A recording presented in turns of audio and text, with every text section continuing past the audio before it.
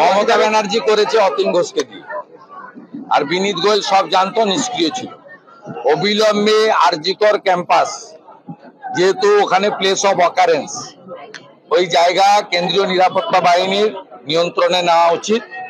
আর গতকালের পরিকল্পিত হামলাও তদন্তের দায়িত্ব সিবিআই কে দেওয়া উচিত, কারণ গতকাল প্রায় 1,500 থেকে 2,000 একটি বিশেষ সম্প্রদায়ের শান্তি বাহিনীকে হাওড়া থেকে, কামারহাটি থেকে এবং বেলগাছিয়া থেকে জড়ো করে এই হামলা করা হয়েছে। এটা নিন্দার কোনো জায়গা নেই। আমরা নন্দীগ্রামের লোকরা হ্যাবিচুয়েটেড। আমরা হনুমান পূজার দিন হামলা দেখেছি, আমরা জানি এরা কি করে। আমি জিতেছি বলে এখানে হিন্দু লোকগুলো বেঁচে আছে, সব শেষ করে দিত। 2021-এ দেবব্রত মাইতিকে খুন করেছে, এবারের লোকসভা ভোটেও রথিবালা আড়িকে খুন করেছে। মমতা বলছে যে যারা দোষীরা যেন শাস্তি পায়, দোষী তো উনি নিজে।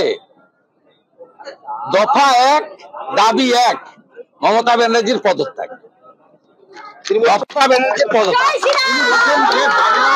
আমি এই রাজ্যের সব রাজনৈতিক দলকে বলবো, কালকে স্তব্ধ করুন বাংলা।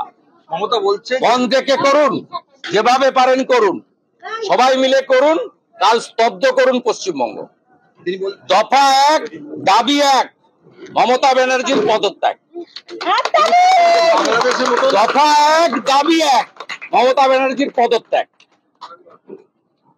কালকে 2,000 বিশেষ সম্প্রদায়ের লোককে জড়ো করে ডাক্তারি ছাত্রদের উপর আক্রমণ করেছে। ক্ষমার অযোগ্য।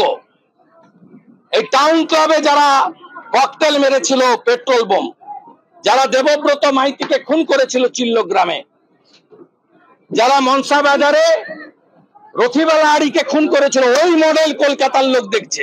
আমরা তো আগে দেখেছি, তাই নন্দীগ্রামের লোক ওদের ভোট দেয় না। নন্দীগ্রামের লোক আগে থেকে প্রস্তুত হয়ে গেছে। কলকাতা বুঝুক এবারে। তথাকথিত সেকুলারিজম ঝান্ডা নিয়ে ঘুরেন যারা, তাদেরকে বলুন। যারা বলেন না ভাই ভাই ভাই ভাই, তাদের বলুন।